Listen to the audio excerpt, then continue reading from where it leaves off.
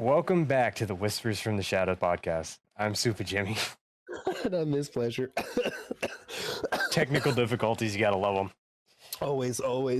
We're recording audio, right? You see it spiking? Yeah, we're definitely audio's recording. My camera's on. Your camera's on. We got backdrops. We're good. So, All right. for today's episode, we're going to be discussing movie villains and monsters. So, if you have a movie villain or monster that you want to give your 2 cents on that we discussed, or one of your own, or one that we may have missed, please let us know. Yes, all the feedback, especially because my biggest thing, like the reason why I want to hear back from most of you guys is because I like hearing what your opinions are. Like we could easily sit here and like justify or disagree or whatever with ours, but it's like hearing from our community is like a lot more engaging. And I feel like when we do it that way, we can actually answer more questions and get to know everybody better. And you get to know us better. I have to agree, because it is one of those things to where if you're just on a one-sided note, it just is not it for me. It's not fun, because if me and Miz can be sitting here just vibing the entire time, and once we start agreeing on everything, our brains just kind of are like, hey, what about this topic that's kind of like Let's sidetrack what we agree with and go to something new, so we can try and have a new discussion, since we're already knowing exactly where the other's going. It's a good bad thing to always have like the same agreements, but it's also better to hear a different opinion, because again, like I'm one of the minority that absolutely hates, Nightmare on Elm Street, New Nightmare. I absolutely do not like it personally. I don't like Freddy's design, but everybody else does. They liked how it looked more fleshy and more fresh and stuff like that, which was fine. It just wasn't for me. Like, it's a prime example I usually use. I and see, this is where I disagree. I liked New Nightmare. It wasn't my favorite. My favorite out of all of the Nightmare on Elm Street movies had to be Dream Warriors, just for the simple fact that it was like it was just that pivotal point where they're like, hey, we're in a dream world. We have the same powers as Freddy here. You see the scales tip, and it just takes off like a rocket. You're like, yes, they're actually fighting back. I just love how it's a psych ward, and it's like no matter what the kids say to anybody or the orderlies and whatnot, it's all on deaf ears, because like, oh, they're already here. You already know they're crazy. We're not going to listen. My favorite scene is still where Freddy's using, I can't remember the character's name, but where he's using him after he cuts from his thighs down to his feet and from it as the puppet. And the marionette is my favorite scene. That scene is just it's because like thinking about that as like a reality sense. It's like that, just because he's not using muscles. No, he's using his tendons. And it's just like, it's like if you've ever hit a nerve, pinched a nerve, or like cut yourself deep enough and you don't really have that nerve intact and you don't feel certain things, it's kind of terrifying. Yeah, because I've torn I've torn a tendon in my shoulder and my knee, along with various other ligaments. That, like, the moment that you just lose all sense of feeling and you're just like, it's terrifying. Which arm is it that has the heart attack that lets me know I'm having one? I kind of feel it. I don't know if it's a nerve thing or if I'm actually having one. You're just like, so like just seeing him just just because he just seems just and just the body. Oh, it's so good. I love it. Visually, I love it. It's one of my favorite things. Yeah, and it was, if I remember correctly, it was actually one of the more groundbreaking uses of CGI, because that one came out like 87, 88, something like that. I think so. I can't remember. Yeah, I think could be that wrong. That was either, because I know New Nightmare came out in like 96. I do believe. But yeah, like just seeing Freddy up in the clouds, just control him like a marionette, was great.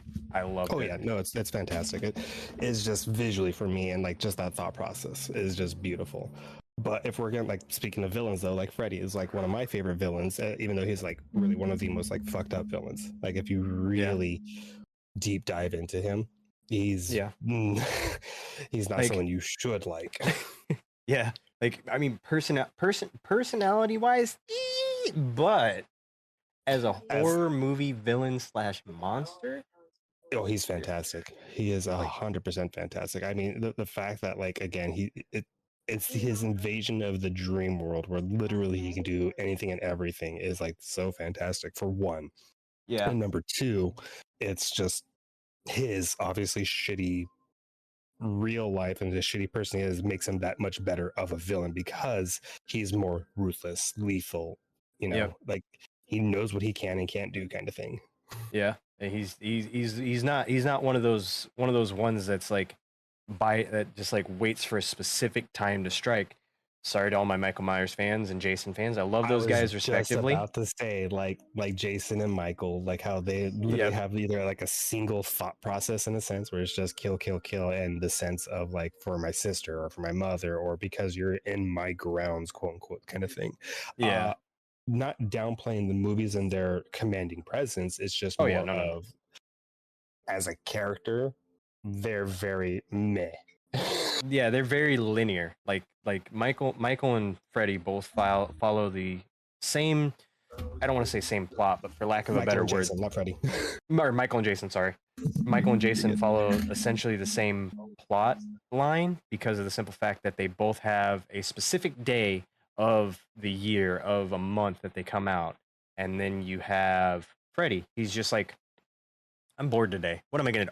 Oh, you're asleep. I see Who am I you. gonna You're taking a fuck nap. up today? What can I do? Ooh, I'm gonna turn myself into a snake and I'm gonna pretend that I'm crawling out of your phone. Or I'm gonna like give you a little tongue action through the phone. Yeah, I hated that scene so much because we had the Oh, exact same landline and I refused to talk on it after I saw that scene. I was like, I can't don't want come anyone to through the lick me. phone. I'd be Yeah, no, talking. I feel that. I was like, no, I don't want to make a phone call today. But like I do like Freddy as a villain. Here's a hot take though. I'm not the biggest fan of Ghostface. So, okay. Depending on how you look at it, like the original first one, I absolutely love Ghostface Yes, because that one I it do like. was done very, very, very well. I know they're kind of trying to do a lot of loop around sequels, Hmm. requels, stuff like that for it to go through. And the other thing is that I feel like they don't evolve him enough. At least with Jason Michael, they kind of adapt and move their kills, I guess. They kind of do other things. It's not Yes. just the usual. Yeah. Whereas Ghostface, it's 99% of the time he's just got the butcher's knife. Yeah. And like the thing that kind of irks me with him is the first one I get. He was a copycat of a movie, Yes. but then everyone after that has been a copycat of the previous one. So it's like Copycat is a who copycat. Yeah.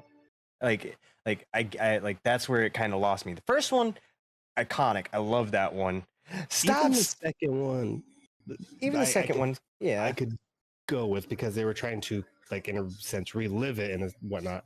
But yeah. again, as it went on, I mean, don't get me wrong, I still enjoy the Hmm. franchise. But like if Oh you yeah, take the character itself as a whole, Ghostface is very bland. The first one is very very good, yeah. but after that, it's just been very meh. What's your favorite? What's your favorite horror movie? Cindy. Yeah, Like I exactly. my favorite scene in that entire thing is when he's stabbing Shaggy and he's like, "Stop, man! I'm getting woozy."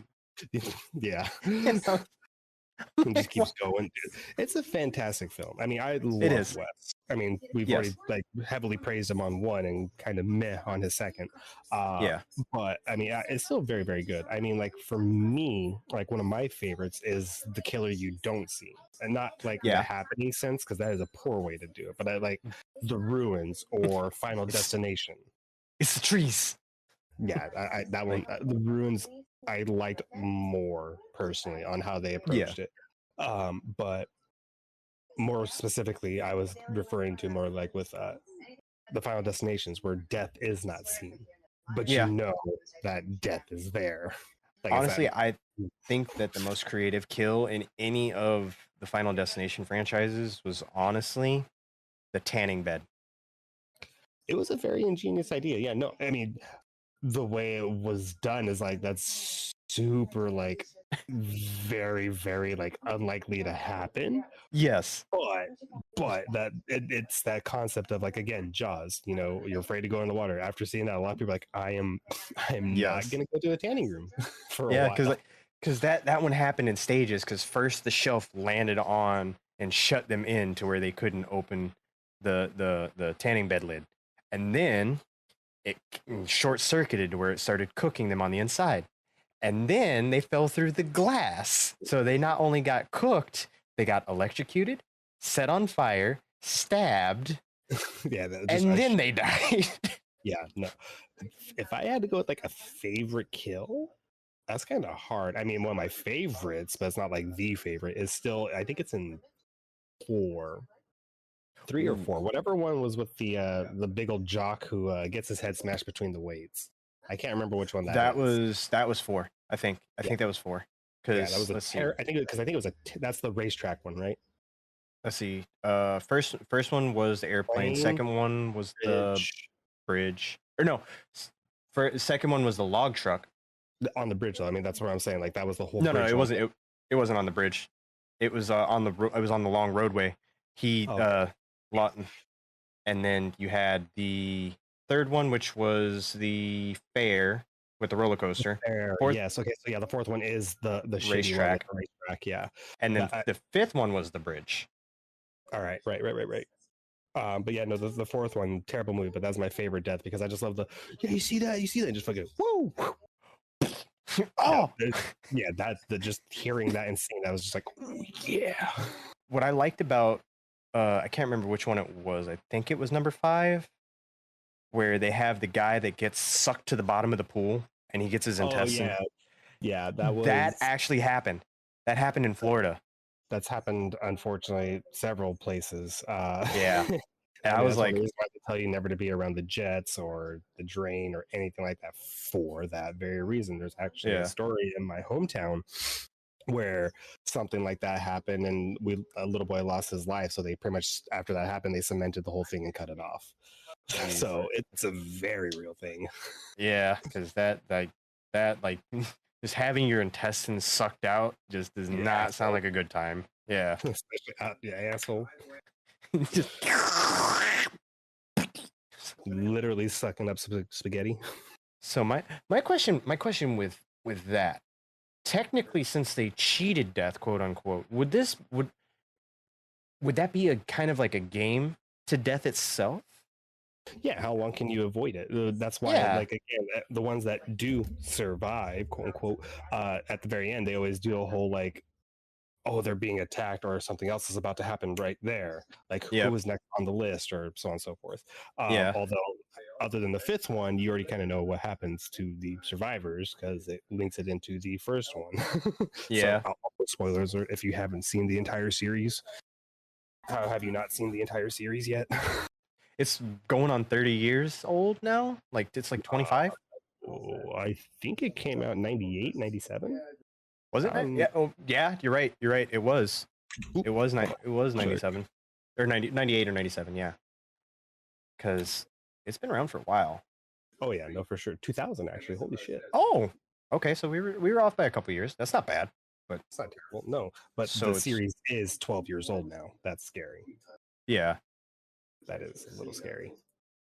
Yeah. Because the last one, well, what was it? They had 5, and then they had the Final Destination, and now they're coming out with another one. Something like that. Yeah, I Uh, don't remember now. oh, before I forget, I saw the what was the movie we were excited about? It wasn't not Evil Dead Rise, but Pope's Exorcist. Oh, Renfield. Renfield. I saw previews for that. Looks good. I would still want to see it. Not that one, but the Boogeyman. The Boogeyman. Ooh, yes. I think I seen the opening to it, and I gotta say, I don't think we're gonna be let down by this one. Not like that God forbidden number 2 one that we had. So Which I honestly didn't even know that was existed. Honestly, you're not missing anything. It's like a prequel and a sequel all in one. It's very confusing. It was very confusing to me at the time. Honestly, even like the one that I'm referring to, that we refer to, like I think it's like 2002, 2004, whatever it Yeah, was. it's an older one. Yeah, that movie was okay, but it's Hmm. the opening that stuck with, I think, everybody. That opening, I feel every child throughout history has ever experienced at least one point or another. You know. Yeah, they're like, I knew it, I knew it. Ah. And it's so good. It's if they just do the opening that way, I don't care if the movie's shit or not. I will be sold and I will expect the exact same thing and I'll be happy. Yeah, And if it's better, it's better. yeah. Because this one, because I don't know if the one that came out when we were kids was based off of Stephen King's book or not. I thought But it was. I could be wrong. I don't know honestly. I'm But honestly not sure myself. we know this one is, so we'll Yes. hopefully see what happens with this one. Like another, like if we're gonna go straight up like just villain that I absolutely love is obviously your classic Hannibal Lecter, because he like always commands like that presence, and every Yeah. scene he's in is super intimidating, super uncomfortable. And what I love about him is you never is he is a master of personal misdirection, because you think that he's targeting person A when the entire time he's been using person A to get to person C so that way he can get to person B. And you're like, Mm-hmm. oh, Red Dragon's like a oh, prime example with that too, yep. like how it goes around with that. I fucking love Red Dragon. And Anthony Hopkins, oh my God, Sir Anthony Hopkins, just Always, yeah. I mean, he used to practice on set, just staring at people to like yeah. practice that not blinking expression. You know, and he you can still does that to this day. Like kind if you watch any of his movies, he still blinks like he's Hannibal Lecter. Well, I was gonna say it's like after Charlie Cox did Daredevil, he had a hard time doing regular acting to like look people in the face and communicate with them because he's so used to playing Daredevil, where he's just not supposed to be focusing on them and doing other shit. Yeah, he's supposed to be playing a blind guy who's not really blind, but is supposed to be acting blind. So he's the dude disguised as a dude playing another dude. Yeah, exactly. It's just, but it's that like that sense, like you just throw Yeah, your senses off, and like, but you're so used to doing something that it sticks with you. Like again, like at the office, we'll still just talk and yeah. just stare, nothing happening. It's like, are you good? Yeah. And he just uses so little emotion, but it conveys so much of a message. Because he's only in the movie, I think, like In Silence of the Lambs, he's in it for like a total of like 45 minutes, I think. I thought it was like 17 minutes. It's something short. Is it 17? Yeah, it's very short. He's not in that film really long, but his presence and his just him on screen is such a like impact where you're just kind of like, I know why he's there now. Like it's not your typical like, oh, I feel uncomfortable because he's sounds creepy right there. It's just like everything about him is like oh. What was because I remember there was a movie in between Silence of the Lambs and Red Dragon, but I'm having a hard time remembering what that one was. Oh, it was Hannibal. It was just straight up Hannibal. Because It was Hannibal. Silence of the Lambs. Oh, technically went Manhunter, Silence of the Lambs, Hannibal, and then they did Red Dragon. That's right. And then they made the Hannibal TV series, which actually wasn't bad. They did Hannibal Rise, where it was his youth. Yeah. And then they did the TV series. I haven't seen the TV series, and I heard that's where a lot of people fell in love with Mads Mikkelsen. Yes. I mean, it's fine. I understand because you get to spend more time with him, so you kind of like him, the character and whatnot. But I get so fucking tired of TV shows based off of things like this sometimes. But that's just me. That's my complaint. I get that. It obviously did very well because I don't know how many people love that show. I've heard nothing but good from it. I watched I think I finished the first season if I remember correctly, and I've been kind of wanting to go back and watch it again. And Mads Mikkelsen, he did the character justice. Really good job. Yeah. Like he's not Anthony Hopkins level, but no. Yeah, he's a close second. The person I'm about to refer to, a mutual friend of ours, Kareen, she was saying that she likes Mads more for the sole fact of like, because you get that more time with them. She was like, I love Anthony Hopkins and whatnot, but Mads did it better. And I disagreed with that in a sense, but I was like, I understand because you're actually getting more of a connection. You're with Hannibal more as opposed to like with the movies and stuff. You only have, I think, out of I think Silence, Red Dragon, and Hannibal together is like 8 or 9 hours, maybe 10 hours or something like that. And you really only get maybe a total of like an hour and a half with him. Yeah, that's Like, fair. but with 'Cause- Mads, you get like seasons, so you get to yeah, relate with him more, like him more, engage with him more. yeah, and he didn't try to go the same route as Sir Anthony Hopkins, but he did pay his respects to Anthony Well, Hopkins' yeah, character of your Hannibal. predecessors you always kind of have to like honor in some way, shape, or Of another. I course. mean, uh, for instance, like they weren't able to for like Tarantino, he honors like a lot of the older style film things, and he credits a lot of that to how he Yeah. shoots his things. Same with oh, I just drew a blank on his name. I think it was Robert Rodriguez I was thinking of that did it as well. I I could think he be did. wrong. I think he did because one of his first zombie movies, which wasn't this is pre Dawn of the Dead, excuse me. One of his first ones. He What's did his it in it wasn't his first one. It was one No, I of the know, but first. I'm trying to Yeah. remember. I think his first one was Day of the Dead. I could be wrong, but he shot the entire thing in black and white, even though he didn't have to. He like they had Technicolor. He shot the entire thing in black and white, Mm-hmm.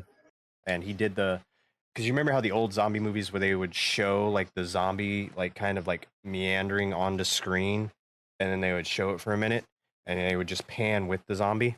That's what he Yes. did. I think that was Return of the Dead or Return of the Day of the Dead or something like that. It was an older one. It was before the Dawn of the Dead series that he Yeah, did. because Dawn of the Dead was like I think oh shit. I think so. I cannot remember now. But yeah, no, I I mean Robert Rodriguez is just really good in general, but like Yes. they just that honoring of your predecessors is what I was going with. That is just how like you don't whatever the situation is. I mean, hell, I mean, look at what happened with Will Smith, how much flack he got for doing the genie in the live action movie, and everyone's like, "You're never going to be Robin Williams," and so on and so forth. It's like he's like, "I'm not trying to be him. I'm trying to do my own thing, but stepping off of his shoulders, what he allowed me to do. Like I could Yeah. know like how the character kind of set is, and I can go from there."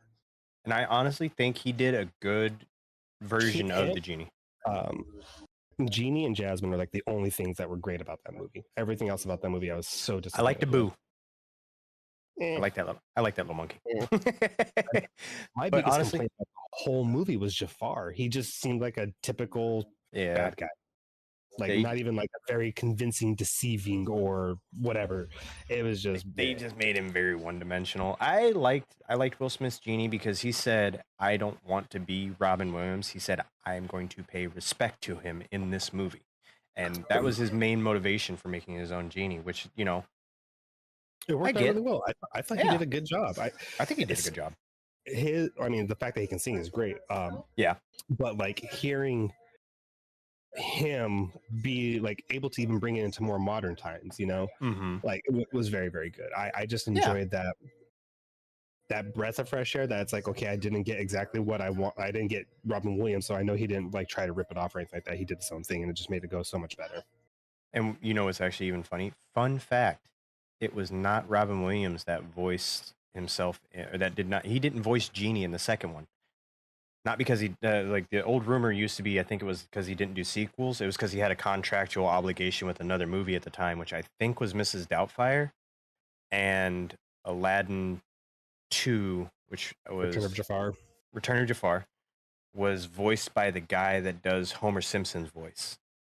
Oh my god, I didn't know that. Yeah. So like that's why when you hear him scream and he's like, "Hey Al," and he screams something at him, it sounds like Homer. It doesn't sound like Robin Williams. I was like, found that out like years ago. And I Oh, was like, nice. Yeah, I didn't know about that. yeah. I The old rumor love. used to be that he never did sequels because they were talking about doing a Mrs. Doubtfire to There's a lot of movies back though in the '90s that rumors spread like wildfire until yeah. someone actually.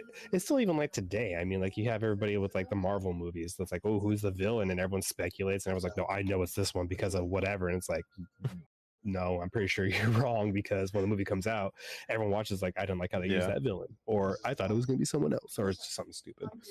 My favorite That's one always is rumors. you remember back in the day when everyone's dad worked at Nintendo and they were talking about what the next thing was going to be after the Nintendo 64. They were talking about the Nintendo 72 or something weird like that. And that's what I equate that to is like Yeah, I exactly. know it's going to be this villain because I read this comic or I have this friend that works with Marvel Dis- or whatever. Yeah, Disney. some stupid shit. It's like, okay. And then it like the last one, I think I heard somebody say that it was supposed to be wasn't supposed to be Kang the Conqueror. It was supposed to be somebody else. And For Quantumania, I don't know. yeah. Ant-Man's not one. Ant-Man's not one of my favorite things, even in Mm-mm. comics. Like I prefer. Oh my God, Hank Pym? Hank Pym. Thank you. I forgot his last name for some reason. I prefer Hank over Scott, Yeah. and don't. But Paul Rudd has made me appreciate Scott Lang more, just in the comics Yeah. and like some of the cartoons that they've done. Like what was the Justice or not the Justice League? Holy shit, the Avengers. Was it Mighty Avengers? I think Mighty Avengers was they had two movies. That Scott Yeah. Lang is like more comic accurate to how much of a dick he is. Yeah. And same with Hank. Honestly, I would like to see Paul Rudd actually play a villain in a horror movie. I think he would do a great job because he's so off-putting. He would be the lead, like not like uh not like a in your face like, oh, I'm the killer kind of killer like in Split. Not like Split, but like But that like not bipolar or multi personality disorder, but like just in general, like how you yeah. didn't expect him to be able to do it so well. Yeah, and like I feel like That's he fair. would I feel like he would do that really well because he's a well-rounded actor because we've seen him in dramas because he's been acting since the 80s or early 90s and Mm-hmm. has not aged a day since. I think he's a vampire, kind of like Nicolas Cage. I'm just saying. Because Nick Cage hasn't aged past like 2003. Oh, same with Maggie Smith. She's been the same age since the Fair, 90s. fair. But yeah, like I could totally see him doing like a Ghostface style killer to where it's like, oh, it was you the whole time, and he's just like, That's fair. sorry, stab. That's fair. Aw. So like my favorite, like I didn't expect this person to be such a good villain was like Keanu Reeves in The Watcher. Like that one, Ooh. that one really did it for me. Or Bill Paxton in Frailty. Like that one was really, really different for me. Honestly, I don't know. I don't know if I would put him in the villain category, but Johnny Depp from The Secret Window, You technically could. because I mean, it's not really him, but it is him. Again, yeah, if you haven't seen the movie, it's movie's like 20 years old. yeah, because it came out like 2000. It came out that I think it came out like 2002, 2003. I But don't know. I think I was in high school when it came out. It was like high yeah, school, middle school, which is scary. because I liked him in that one. That was a good That, misdirection. I didn't like that movie. I don't know why. There's just something about the movie. I didn't like it. Yeah. No, I mean, Fair. I I don't know. It wasn't for me. I understood. Like I understand why it's a fan favorite and whatever. Blah blah blah. It's not my movie. I don't know what it is about. I don't like how it is. I don't know what to put my finger on it. You're allowed to have your wrong opinions. It's fair. Hey, I'm supposed to be saying that to people. How dare you? No, I get that, and it, like I liked it just for the simple fact that I like. I'm sorry. My Achilles heel when it comes to scary movies is psychological horror. If it's a Yeah, psychological horror, I'm on board all day long. good, bad, or indifferent. Yeah. It's got you. It's like me with creature films. Like if I know there's a creature in there, I'm gonna be Yeah. like all over that. I don't care if it's bad. Like 65 is played out more of a horror film, Fair, fair. and like I was all on board from the start. It's like could have been better, obviously, and so on. But I was 100% on board because the way the dinosaurs are like more horror esque instead of like in your face I Jurassic get that. Park. So it was very, very enjoyable seeing it that way. I like that. Like Yeah. another like creature for me that like I absolutely loved is the aliens in Signs because it's the presence of them you don't even really see. You only see them like what Three besides times? the end, besides the very end. You see the hand in the sewer, The one the that walks hand in the across cupboard, the and that the walks. camera. That's Yeah. three. It's like three times, four times, maybe. Oh Yeah. yeah, because you see the leg turn and walk out. Hmm. Oh, and you got in the one where the dad's in the basement at night. That's what I'm saying. The super where you see the hand grab the No, no, kid. no, no, no. Where he's like sitting there. I think this was from the director's extended cut because that was the one that I had on VHS. Are you talking about Yes, the I where he had. cuts the alien's fingers off? No, where he's like sitting there and he's doing something in the basement, and then he turns around and he sees like a shadowy figure kind of just right past like the basement window where it's like this big, and I could be Might, confusing another movie. it might have been deleted scene or something like that too. Yeah, I don't know. I don't know. I haven't seen the special features on that movie in years. forever. Because I had it on VHS before, it was Dude, don't say that. Don't because say I got it. that. I had Six Sense and Signs on VHS, and then I got Six Sense and Signs on on DVD, and then I got Six Sense and Signs on Blu-ray, and then I Yeah, lost them. I still have Braveheart on 2 VHSs. I forgot when they used to do that. The friggin' the The box movie was set. too long. Yeah, movie was too long, so they have it on 2 Oh, VHSs. they Oh did my that. They god. did that with Rose Red. They did that with Rose Red and it because Oh. it was on four. Made for TV. It was made for TV Yeah, miniseries. yeah. When they put it out on VHS, they put it out on three or four. I can't I remember don't, exactly. I don't But remember, but yeah. the box for it was like this thick, and you're like,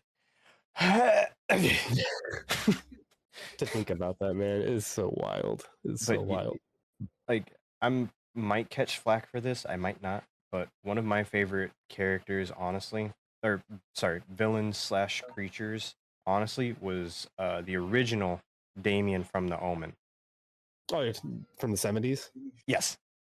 That's fair. I can see that. I mean, that's like saying with Reagan from The Exorcist, or Yeah. oh my god, Black Culture. Mask. I can't remember. Oh my god, it's a 60s movie. I think it's like a 60s movie. It might be in, but Black Mask is like based off of like the worshiping of Satan and stuff. But the mask itself, like that's the villain, quote unquote. I that is one of my favorites. If we're I talking like stuff like that. that, I like that concept. I think I've heard of it, but I don't remember if I've watched it or not.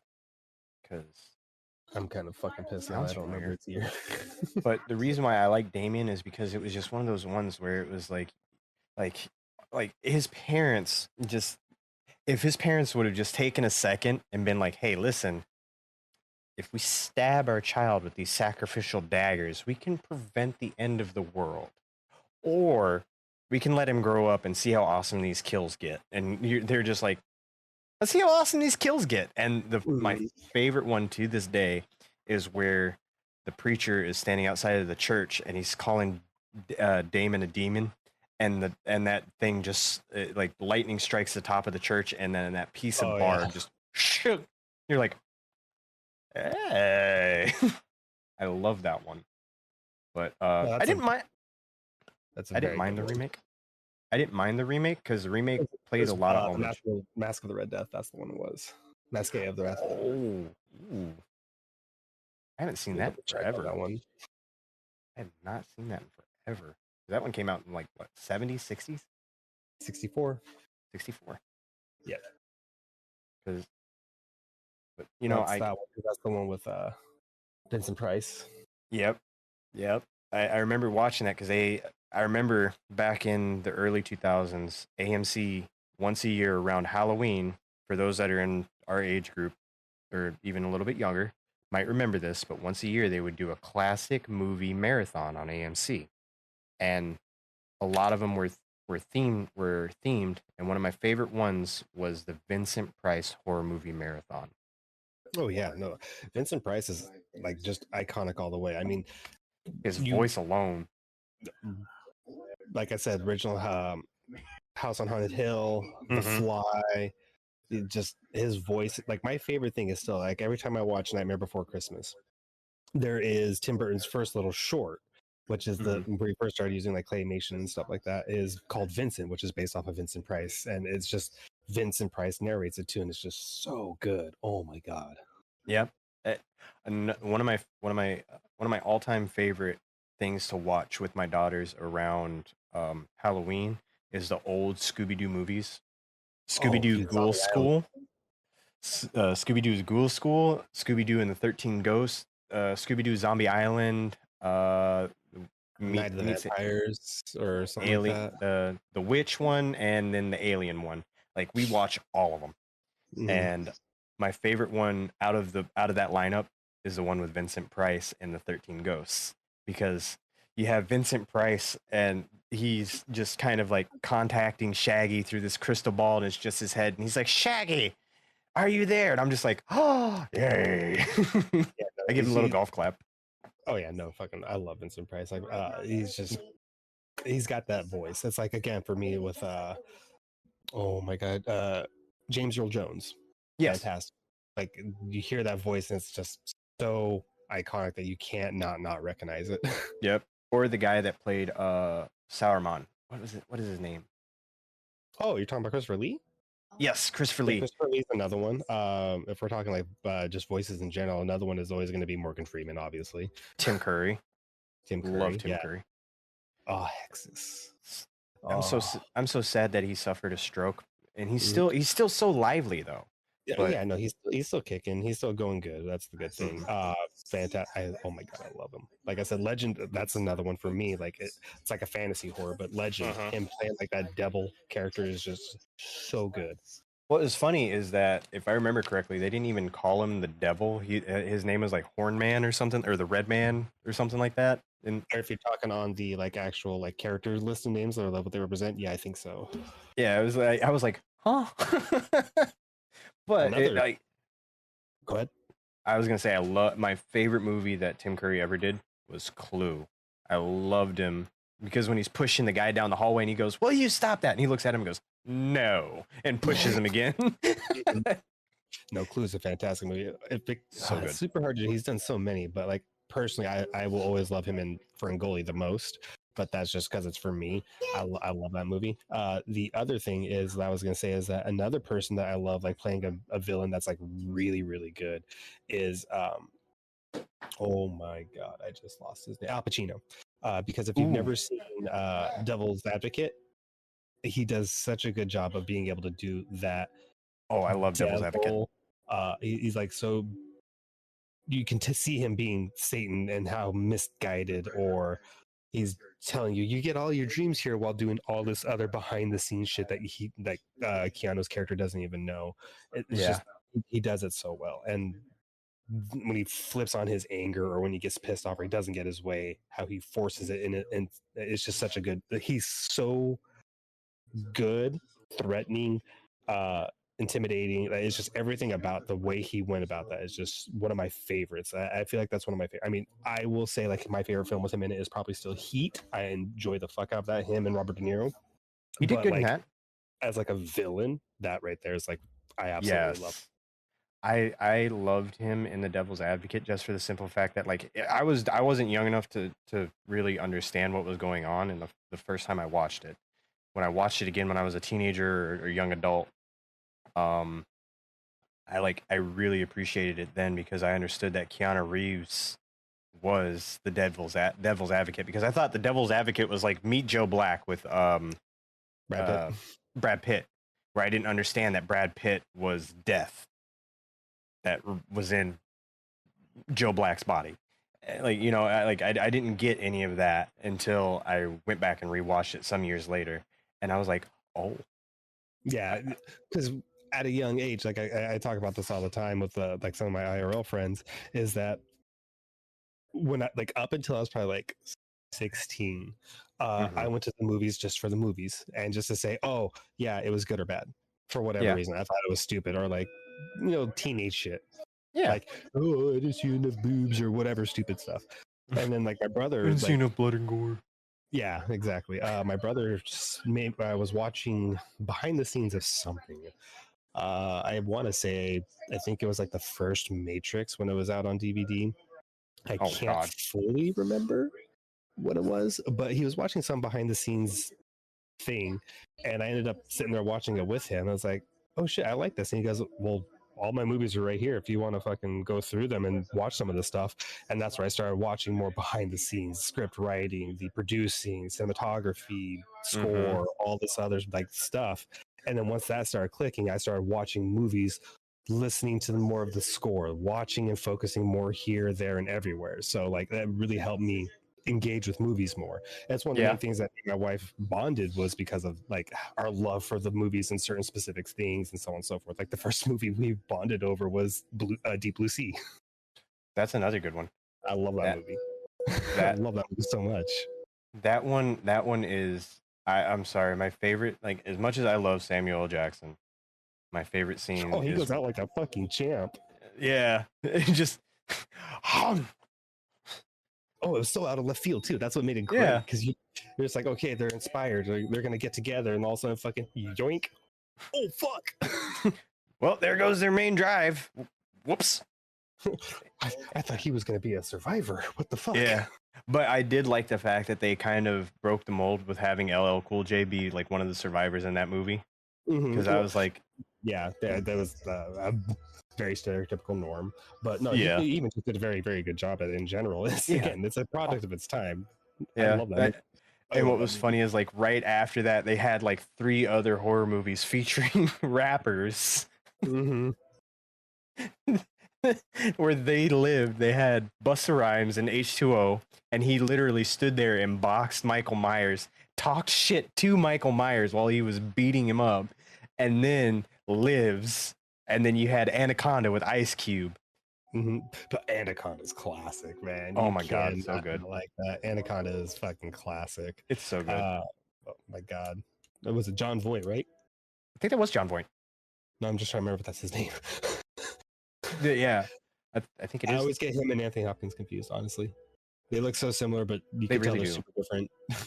Yeah, that and Uh, they also don't sound nothing alike at all. same. They just look Yeah, very similar. yeah. Um, but like what's like good creature again for me as well. Again, I will always go back to like my favorite body horror film is still The Thing. Like that's like one of my favorite because you don't know what it looks like from 1 and 2 when it starts to like mutate and wants to like absorb Hmm. everything. It's like some of the most graphic shit. It's so fucking beautiful. It really is. Like I love with number one just the simple, basic, just just the fact that it's not CGI. It's just Yeah. makeup and freaking just pure practical effects. Just make it so much better for me. I Oh, it love does. the I thing mean, for that because the reason. only scene that you really can tell is not like done with the actors per se Hmm. is during the blood sampling. And that's because like the way when they're in the chair, it's all animatronics, Hmm. prosthetics, and so on and so forth. But it's when after his head splits open, he bites off the other or bites into the other dude. That you Hmm. can always tell is the dolls and stuff like that.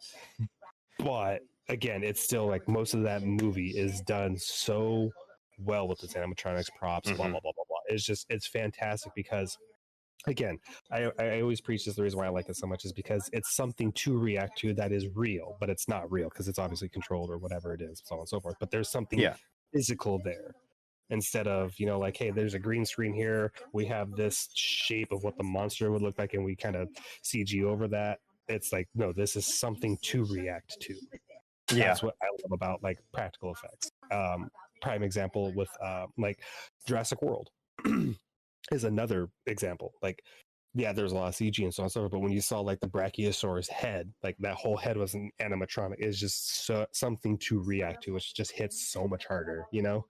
Oddly enough, one of my favorite memes, even though I've never seen any of the Jurassic Park movies, is where they're wiping. I don't know. I liked cars as a kid. When I seen dinosaurs, I was That's like fair. meh. That's fair. But in the first one, when they have the Tyrannosaurus Rex, the full body thing, they're actually Mhm. like patting it. They're patting down the rubber with towels so that way it doesn't Mhm. get moldy and stuff like that. And it said, the meme goes, and I quote, they had to pat the Tyrannosaurus Rex down like between 6 and 8 times a day to dry it off because it was it was his first major role in like 35 million years. That's fair. That's fair. I was like, One of the things that happened with that, though, at the same time, is that the system, like that T Rex model and animatronic, would come to life sporadically. yeah, And because that's it kind was of like terrifying nothing but considering that. hydraulic and electronics. Yeah, and they were saying that like sometimes they'd have to have someone crawl inside to the mechanism to figure out what was wrong, and it would just fucking bolt up at one like once or twice at something like that when someone did that, and that's like they could have been shredded. That's terrifying. Yeah, And like I like kudos to them to getting on board with the CGI train, but at the same time, kudos to them taking The other thing that too that is that like risk. you can tell a lot of 1990 Jurassic Park is CG. When it's CG, you can tell Yeah. it's CG, but it's still CG'd well enough Yep. to still compete with today's standards, which is really fucking impressive. I have to agree, even though like I've never seen it. It like I'm like, I got to give credit where credit is due. I don't think that they're bad movies. I just it wasn't They didn't something. take your interest, which is fine. Yeah, like um, but with them when they used actual like practical application for the set, the props or the dinosaurs or whatever, like even by today's standard, is still wow. You Yeah, know? it's impressive.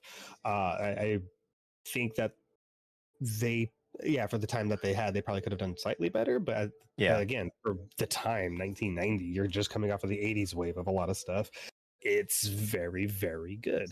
Yeah, yeah, I have to agree because, like, I mean, we didn't have the same, uh, I guess you could say CGI that we do now, like to where there's Oh an god, entire no way. department of people that like that's their dedicated job is rendering and designing stuff 3D graphically to make it match what needs to be done. Back then, it was just like some dude with a green screen. He's like, "You want a dinosaur right there, right, like right there? Okay, Mm. plop. That good? A little bit more to the left. Okay, drag it a little bit more to the left. And they just go from there. Yeah, it's definitely different. But that's like also one of my favorite villains too, is the T-Rex. And what Yep, popped in my head when we were talking about that is the T-Rex specifically from Land Before Time, Sharptooth. Like fair. I fucking such a commanding force again, just very violent, very just in your face and just like threatening. Like those are like some of the best villains and like the most ones we've been talking about. That they have that commanding presence. I'm gonna be honest. When I was a kid and I watched the first Land Before Time, Sharptooth scared the shit out of me. Oh yeah, for sure. I mean, that came out in like I think in the 80s, so like it was like Came a out like 88, 89. yeah, something like that. It's just insane. But like, yeah, no, it's very, very terrifying. Like I said, Very. hell, when my son was young, uh, Beauty and the Beast scared him. The first time Beast enters, or when you first time you encounter the Beast, when Belle walks into his where the rose is and everything, that Mm-hmm. scared him. That like Yeah, absolutely terrified him. because you're not expecting a jump scare to be in a Disney movie. You're like, oh, he's there. Expect the unexpected, always. Yeah, expect the unexpected. But yeah, I have to say that even though the beast wasn't meant to be scary, I could definitely understand that because my younger cousin was absolutely terrified of Beauty and the Beast because of the beast, Hmm.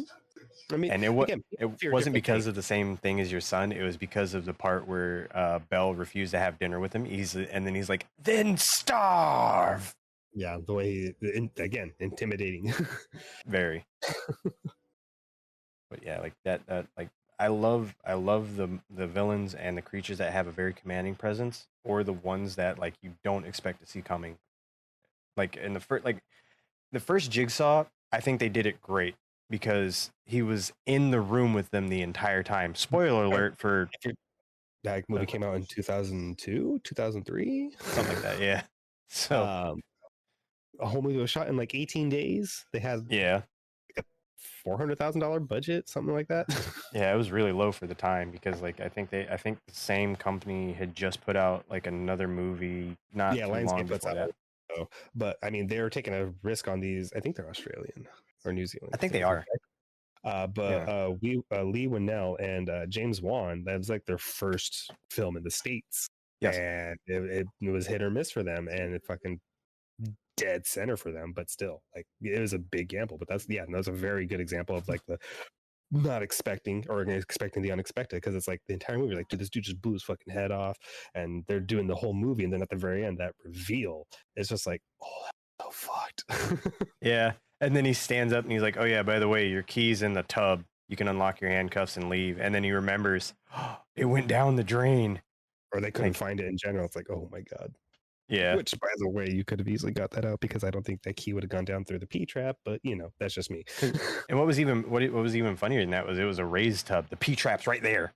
Yeah, exactly. So you could easily get it. But I mean, again, that I'm a plumber, so that's for me to like say what could and couldn't happen for one. But two, again, it's for the movie's sake. It's the I plot fixed armor the sink or or two. whatever. I have fixed many sinks.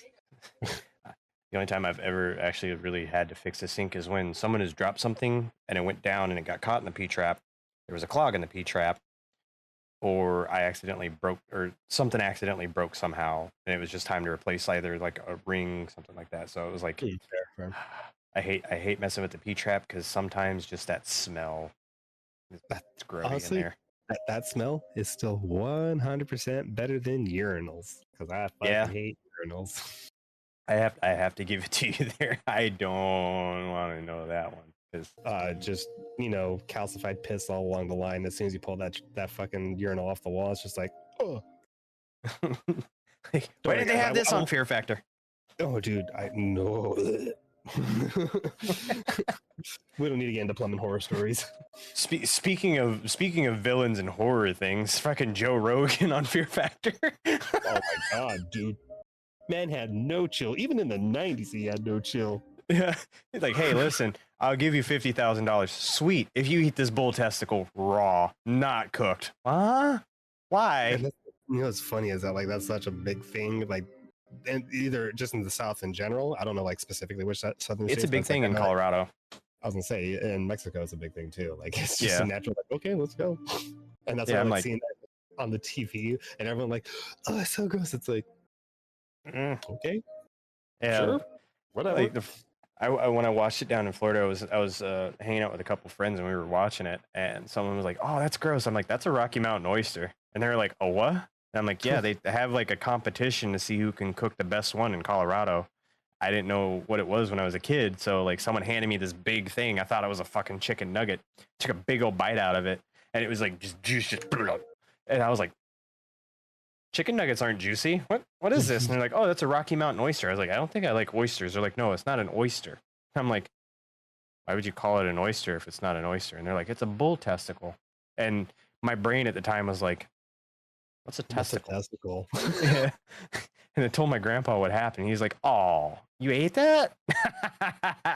You're gross. I'm like, you're not kissing me for a bit. Go brush your teeth. I was like, what's a Rocky Mountain oyster? He's like, it's a bull nut. And I'm like, bulls grow nuts? Yeah, I know. Imagine being a kid and not knowing exactly everything. Yeah. How dare I? Hey, you should have known the entire world by the time you got to kindergarten, man. Come on. We need you to have 50 years of experience before you go into any position. I was getting ready to say that. I was like, we need at least 30 years work experience before you even hit the first grade, kid. Huh? The true villain, the government. the true villain. Everybody that didn't let me buy a house at 8 years old for a monopoly. Monopoly money. This monopoly money goes far. No, it doesn't. Shit. I've got $10,000. Oh, that's good. Of monopoly money. Yeah, that's not good. You got paper. That's what you got there, kid. You got paper. It says $5. It says 20. Like my background, one of my favorite things growing up was like Goosebumps. Seeing Goosebumps like on TV. Are You Afraid of the Dark? Oh my god, Outer Limits, X-Files. Dude, like obviously Slappy is one that stuck with me for years. I mean, everyone, whether it be mannequins, puppets, or possessed things or whatever, like just dolls. Yeah, I was gonna say dolls in general always have that uneasy feeling. I don't care what point in your life you felt it, but people have felt it throughout like all their lives. Especially like me and my wife always talk about like how fucking creepy Furbies were back in the day. Oh my god. Like, and the fact that like so many of us had like haunted ones that like we would leave the batteries out of them for months at a time and they would still turn on. Oh, like I hated those things. That's why Slappy is like one of those things for me, like that terrified me. Oh, undoubtedly so. I was scared of Slappy, but Are You Afraid of the Dark made me scared of pools for the longest time because of that one episode where the monster was in the pool and it would drag people down and then you'd never see him again. Like it wouldn't drown them. Like it was never said that they died because it was right. Yeah, and it was like some guy had gone in to swim or gone in for a swim, and he was part of like the swim team or something like that. He was a teenager, and then like they had to like dye him red in order to see him. So I was scared of pools for the longest time because I was like, if I can't see the bottom, I don't want to go in there. Even if I have floaties on, I'm not getting in that pool. Well, that's the good thing. I mean, because like, I mean, hell, even growing up and like doing your little camping with friends, like either in the backyard or actual camping and stuff, it's always the whole like, okay, let's see who can we scare tonight. Let's tell ghost stories. And I love like I'd be one of the kids that's like, yeah, so there was a ghost. It was pretty scary. In the end, I don't know what I'm doing. I don't know how to story tell. And then you have that one friend that was like super good at it, and Yeah, you were legit terrified to fall asleep. Or I had like a they would talk to their parents too, and then you hear like some type of noise outside and it's their parents oh helping them out. It's like, oh my god, I fucking hate this. I want to go, mom, my pick me up. my grandpa would let me have sleepovers and stuff because he was a long haul truck driver, so he wasn't really home a whole lot. But when he was home, he'd wait for me to have a sleepover, and we would pop up my little pop up tent, and we'd go sleep out in my gazebo. So that way we didn't have to worry about the rain, and it wouldn't get too hot and all that fun stuff. But my grandpa, anytime we did that, would find a way to mess with us, and it was never the same way twice. Like the very first time he ever did it, and I still remember this. We were sitting there, we weren't even telling scary stories, we were telling jokes, and he was walking around scratching on the outside of it. We're like, what is that? And we're like sitting there, and we're like, maybe it's like a ghost or something, because I lived in a haunted house as a kid. I lived in several of them, but The the best. one the best childhood experience is the traumatizing ones, I guess. But Trauma bonding. trauma. But we but yeah, so we while we were in the tent and everything like that, we got the bright idea. It was me, my friend Angel, and my friend Leonardo. And Leonardo was the best of us at telling scary stories because he was the only three of us that read books. And my Fucking grandpa,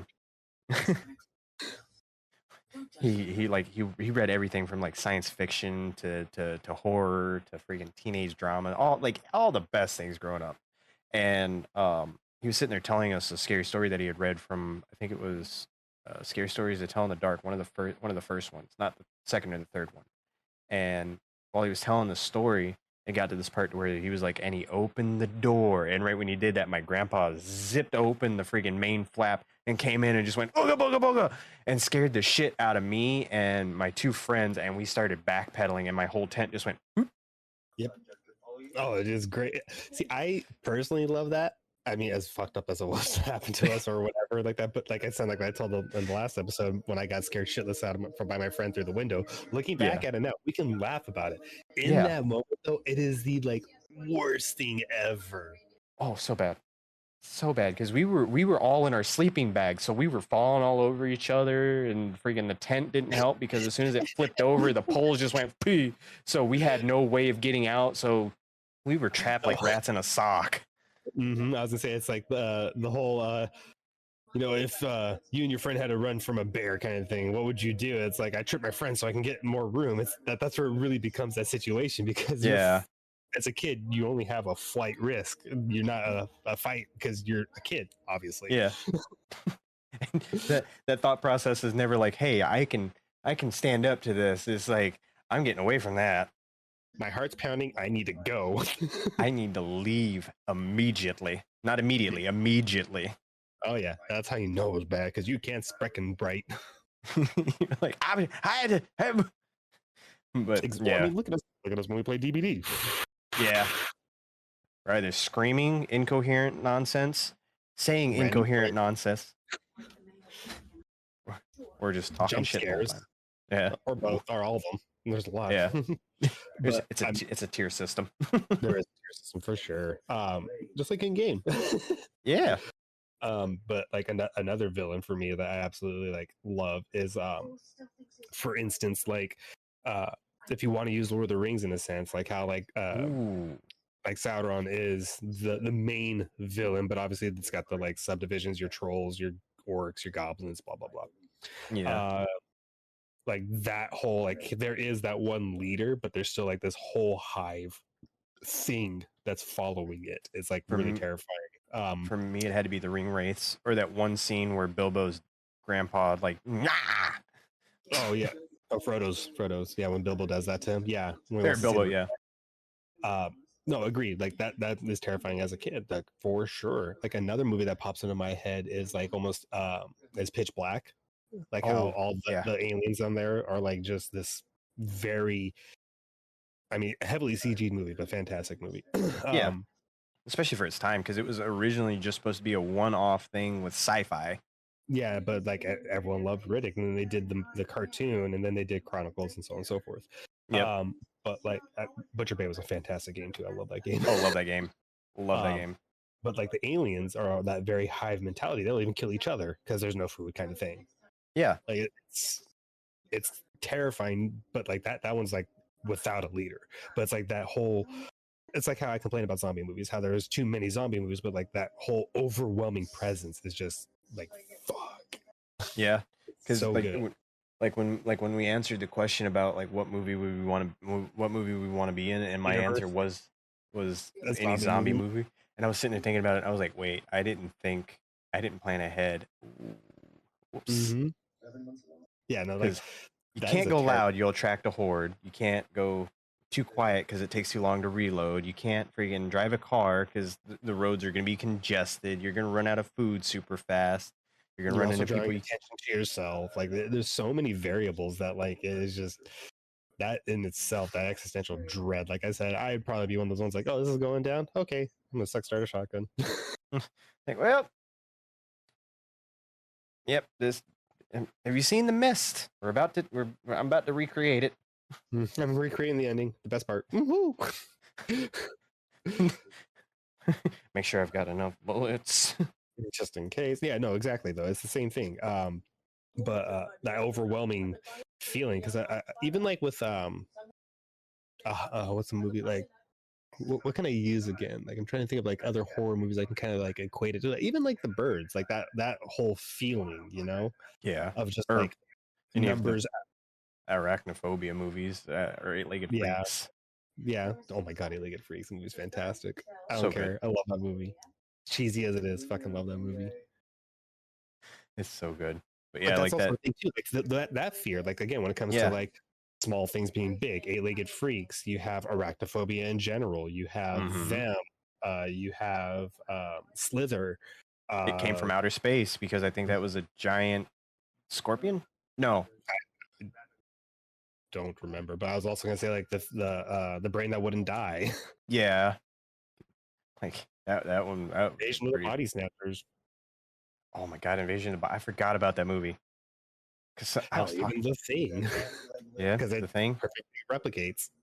Yeah, because and I don't think it needs like any type of like contact, like how zombies need to bite, vampires need to bite you, It just werewolves takes need to over bite or the host scratch. and then duplicates it or consumes said host and then Hmm.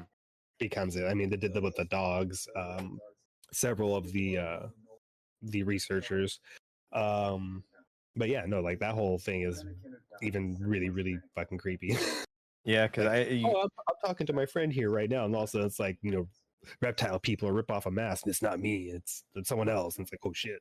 what was the movie with Rowdy Piper to where you could only see them with when he put on the Oh, special sunglasses? oh my god, see no evil. No, no, no. Was it? Hold on. Oh my god, you got me all fucked up. Oh my god, Oh, what was because that it's with movie? him and Keith David. Yep. And they have that knockdown drag out fight in the alleyway, and Yeah, one of them actually got hurt from that because I think it was when no, it wasn't see Rowdy. no evil. That was with Richard Pryor. My bad. Hold on. Oh my god. So funny. That movie. But yeah, like that concept of the unknown villain is always just great to me They live. because That's what they live. yeah, they live. That's what it is. I don't know That why. that. Oh my god. I feel so Well, it was dumb. around. I think they came out around the same time. Not like the same like month or anything like that, but I think like the same like year or two. They were within that time. Yeah, something like that. But yeah, no, like that one is like the alien invasion in a sense. It's like that invasion Yeah. of the body snatchers. They live among us and stuff like that. And that's one. That's like that's the whole spy conspiracy kind of thing, like that. Like everyone's a Hmm. spy, and like during the Cold War, is that Yeah. everywhere you see there's a threat now. Yeah. It's like He's wearing red. Could he be? Yeah. Nope, he's just a Or, dude in red shirt. or just in general, it's the fact that you don't trust your own neighbor anymore because what if they're Yeah. talking to Big Brother and so on and so forth? Like, it's Yeah. the thought process of like, yeah, there is an alien invasion, like invasion of the body snatchers kind of thing. It's that 100% like, oh god. But like for me, like I'm gonna sound like a big old dumb sap for this, but like for me, when it comes to the monsters, the ones that I absolutely love for, I guess you could say, horror movie villains, monsters, is the misunderstood ones like Frankenstein or Frankenstein's monster, because technically the monster wasn't the bad guy in that one. Yeah, Frankenstein is the bad guy. Yeah, no, for sure. I don't know. I kind of feel indifferent with that. Like the monster is at fault because of its creation in a sense. Like Super 8, that's one Oh yeah, that I that's a good usually one. think about. It's misunderstood, Iron Giant, stuff like that. I get it. I personally don't like that route. I like my monster to be just very vicious. Personally, that's why I love Oh yeah, monsters. yeah. Like I mean, I like the remake of the Wolfman. with When was Benicio. that? Yeah, with Benicio del Toro. Oh my god, I was in college when that came out. That that was a good one. I actually enjoyed it. I think that came out 2017, 2018. No, it was much earlier than that. Much Was it? earlier. Yeah, no, I think that movie came out like 11, 12. Wasn't. But yeah, like Uh, I like that one because it was I'm also thinking like I was in college when that came out. I'm a big fan of like the older movie monsters, as we've talked about several times on here. It was 10. But Oh my god, just 2010. oh, it was 2010. Okay. But yeah, that one I like that one because of the simple fact is it wasn't as straightforward as the old one where it was just one wolf man, and Oh yeah, it wasn't just like him trying to get the girl. It was like you have Wolfman A and Wolfman B, which but you if you don't haven't know that. yeah, The funny and thing about I also love. I didn't like the CG'd transformation, but I loved yeah, how violent it was and his look when he was in like the Wolf Man. Like yeah, that it was good. look. Good. The transformation was I Meh. didn't like, but Yeah, the violence that ensued when he was the Wolfman was so good. Oh my god. yeah, and like I was telling you earlier, I rewatched Werewolf in London, American Werewolf in London, and I That's my forgot favorite. that I forgot that it Oh, was supposed to be a horror comedy. So I forgot that some of the parts were supposed to be funny. So they caught me off guard. They made me laugh. But I love the transformation in that one because you can tell. it just sounds brutal. I mean, again, it's very tame by today's standards. Oh Very, yeah, very tame. But I love how slowly drawn out that transformation is and how like you can just feel his fucking pain. yeah. And like, And oh, the one part that always gets me, and I caught this when I not when I first watched it because I think I was like 12 when I first watched it. When I was like 19, 20, and I watched it again, was a part where he actually like looks at the camera.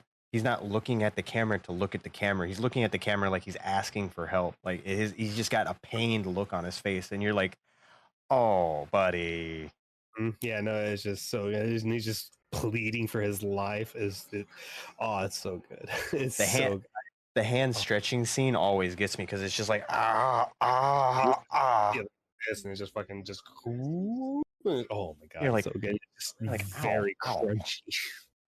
It's just so much crunch, and and I would like to know how they actually got like the wet sounds because they don't sound like meat slapping. They sound No, like meat stretching, and I'm like, I've always wondered how they did that. it's their special effects and sounding team. Gotta love them. Yeah, the true villains of every horror movie, the sound design. Yeah, for real. They're the ones that get you. Okay, we should really add a really good squishy sound right here. Let's not. Let's not. Oh god, why does it sound like they're punching a bowl of spaghetti? Because Yes, we are. good guess. Yeah, no, it's so good. Like an it's really hard to choose like horror movie villains sometimes because like I feel like again it always goes back to your typical nightmares, Hmm. Halloweens, and so on and so forth.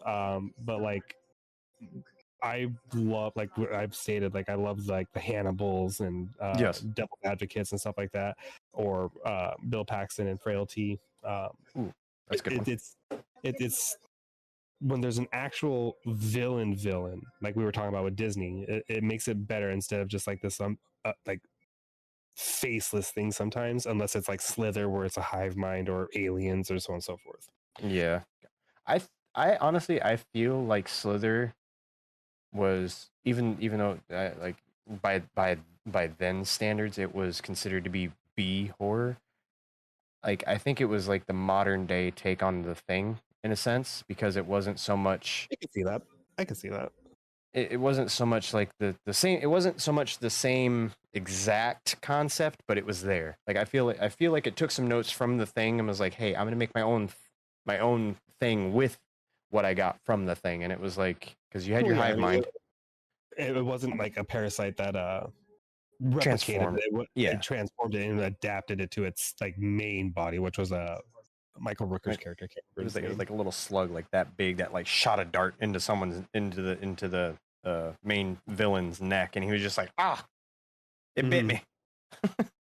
But like that I feel like it took some notes from The Thing and made it its own in that sense because it was like, hey, it included a creature feature, it included body horror because the one scene where like the lady is just inflated to astronomical proportions and she's Yeah. like, "They're tearing me apart," and then she just and I'm like, "Oh."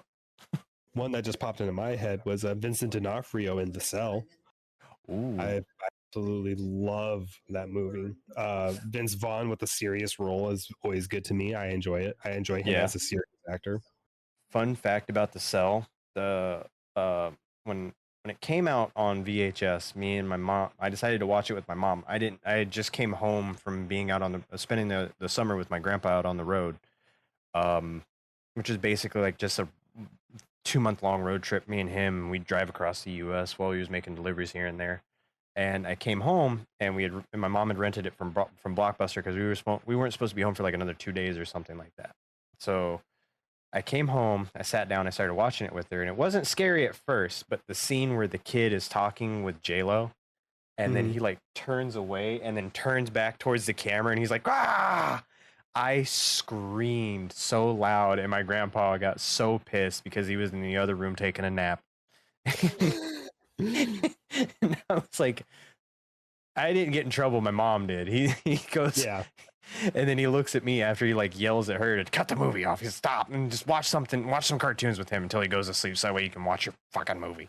And then my mom is sitting there laughing about it, but my grandpa goes and he looks at me and he goes, "I told you not to watch anything scary." I was like, "I know." But I wanted to. Curiosity got the better of me. I mean, that the first horror movie or horror thing that I've ever seen that I can recall was when Stephen King's books were being turned into movies. You had was it Sleepwalkers or whatever that shape You had shifting one was, the you Lena had Lords. Tommy Knockers, the cat people one. Yeah, that's the one I'm thinking of. I can't remember what it's called. I want to say it's like Sleepwalkers or something like that. Was it? I think that You might had have been Salem's Sleepwalker. Lot was made, Pet Yep. Cemetery, The Shining, like all those. They were either like direct or they were movie theater movies or straight to VHS or made for TV movies kind of Mm-hmm. thing. Mm-hmm. But it was one of those ones which was thinner. That was the first one I Ooh, really remember watching. And as a that kid, was I a good one. remember because like my parents let me watch parts of it, Excuse me. but when it was too scary, I had to lay my head on my mom's shoulder with my head facing away from the TV, and she would cover my ears so that way it didn't scare me. But like I Right. remember thought I fell asleep. I peeked through and was watching it. And it was like fucking. There was I can't remember. It was like towards the end. There was one scene just terrified the fuck out of me. It was still a good movie, but like Yeah. yeah, I just remember that's like the very first time of like I really remember being like scared from a movie or something like that. Yeah. For me, honestly, for speaking of The Shining, I don't think Jack Torrance was the villain in The Shining. It's the I never hotel. have. It's the Yeah. hotel because the hotel itself is like evil. It's like Ghost Ship or Yeah. Ghost Ship's another good one. Oculus or Yeah. I love the opening. I think the movie's all right. I love that opening though. The opening is very like holy Oh fuck. my god, yeah. But I don't like the movie as a whole. It's All right. The one scene other than the opening that I like is right after the opening where they're sailing out to a different ship and it's got the heavy metal music playing. And like I loved that song. I was like, yeah. But Fair, that's fair. that, and also that was the second movie I ever went to go see in theaters. And since it was I want to say it was rated R. I don't remember. I think it was rated R. I couldn't go see it by myself, so my mom Excuse me. took me on one of the few times that she was around. But the first movie I ever saw in theaters was Blade 2. First movie I saw was Jurassic Park in '92. Yeah, I was just a baby. I was just born. Yeah, But yeah, no, I got scared in that because of the T-Rex, but like I was still yeah, watching the movie through like the seats and stuff like this, but that wasn't like I'm scared. Like I need to, like I'm gonna have a nightmare about this. I was scared as in like, ooh, it's super big and terrifying and loud, so I'm scared. it's going to Uh, eat me. yeah, exactly. But no, Blade 2, after I don't know, like after Jurassic Park, the next one I can really remember. Ooh, I don't even know. That's The hard. last the last movie I seen in theaters was Detective Pikachu with my daughter, my oldest daughter. Oh, if we're talking like most recent time, I went like a couple weeks ago. Went to go see Chevalier, Evil Dead Rise, and John Wick 4. Hmm. I I've heard good things about all of those. They're good. John Wick is John Wick. Evil Dead Yeah. Rise, it was still good. I just wanted more personally. I felt like Oh, they could have understandable. done more. Yeah. I like I think it was the 2013 remake a lot better than this one, but still, that's Oh, just me personally. the Uh, 2013 version was the one that actually like scared me in my in my adult life. Oh, I Was just loved how fucking viral and like vicious and practical it was practical. for one. Yeah. And then other number two, I just loved like how they still had that like over the topness of Sam Yep. Raimi still in there. Because I mean, him and Campbell were like I think they were executive producers on it. Yeah, they Uh, were. but like it's just still is fucking great. And what's funny if you think about it, there's no real villain in the Evil Dead franchise. The books, Yeah. that'd be the best way, unless again you summon the Deadites, then it's obviously the Deadites. Yeah. Like I mean like because the truth for me honestly it's the object in that one honestly it's not even the object that's the true villain, it's the person that reads the book Yeah, exactly. because Exactly. It doesn't really do anything if it's just sitting there, but now if I'm starting to read through it, I felt so bad in the 2013 version for the dude with the glasses. He got I did so not. He did that to himself. Yeah, hippie no no Jesus got fucked up. no. The reason I feel bad for him is because of the simple fact that he got so messed up Oh, he because did. he got stabbed, he got shot with Yep. the nail gun, he got I think he got impaled like twice. Oh yeah, no, he got fucked up. And I remember when me and my brother went to go see that movie. After the movie, or like during like some of the end parts of it, me and my Mm-hmm. brother looked at each other like, "Do you think they're trying to sell us, fucking duct tape and shit? Because they're like using duct tape in everything." Dude, I remember when he got stabbed and he's like sitting there and he's trying to light his blunt and they're just wrapping duct tape around his midsection and he's like click click click click Mm-hmm. click. I mean, that movie still has like one of my favorite scenes, or like visuals in like any movie, is from that movie, which is when the chick is just gouging out her fucking cheek and jaw. That is just Oh such, my god, oh, yeah. so beautiful, so fleshy, so juicy. It's such a good scene. Like that scene alone, I was like, I fuck with this super hard. Just chef's kiss. Just, Oh yeah, that's like another thing I can gush on. But again, I go too far apparently when I gush about things I like, especially in this world, like the horror world. you know, I um when we think about like horror movie villains and stuff like that, like I don't think that the little girl from The Ring, the one that crawls out of the TV, is truly the villain. I think it was her mom The one that put her in because that position, yeah. yeah, No, I feel that. I mean, In those senses, like with some of those paranormals, I could fully see that thought process with it.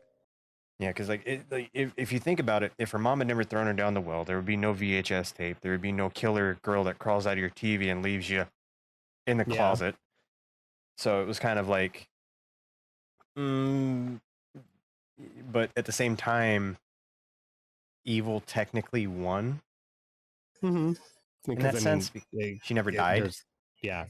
Well, she did, but that supernatural side of her never died. Yeah, and it's kind of like, eh, but Yeah, no, I feel that. I feel that.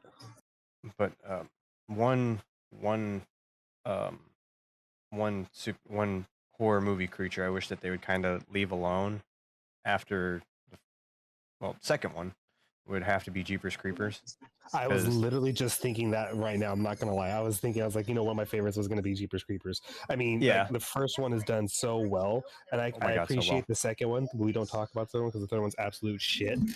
If you like that movie, I apologize, but that movie I was like the shit. concept of it. I do not even like the concept of it. I didn't like the movie itself, but I like the fact that when when the lady grabbed onto the dismembered hand, I like that concept of it because it like you find out what it is from grabbing an older part of it, and it just like grabbed onto her, and she's like, and then her eyes roll in the back of her head, and then she just slowly levitates off the ground, and then he's like, they know, and I'm like, oh, Fair. I mean, I love that. Like the first one, it's utilizing the creature as a whole so well because you think it's like this regular dude, and then all of a sudden, once they run him over for the first time, and you start to see the wings come out, it's just like holy shit, and that is so it takes what you fear the most, and if it likes it enough, it's gonna fucking take it. But like the scene that like really stood out to me that made me just like super terrified is when they first get into its lair and the entire fucking wallpaper is just bodies.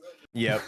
And my favorite kill in the first one is where where he snatches the one cop out of the car and then he grabs the other one through the roof, cuts his head off, and when they stop, he walks over, picks up the head off the roadway, flips it over a couple times, looks at it, and then he looks like he's going in to kiss it, and then he just rips out its tongue, and I was like, Yeah, no, yeah. for sure. That was so good too.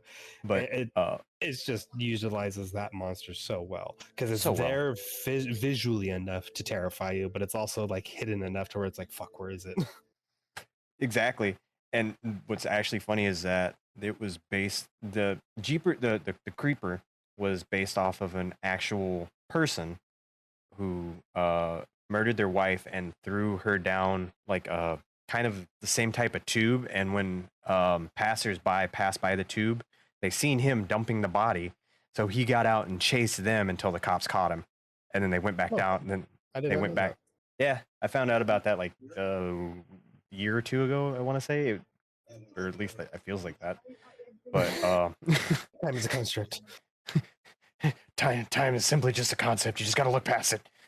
But yeah, yeah, I mean, after the stuff came out about the director or the writer, whoever he was, The director. being Yeah, no. Yeah, we don't talk about the director.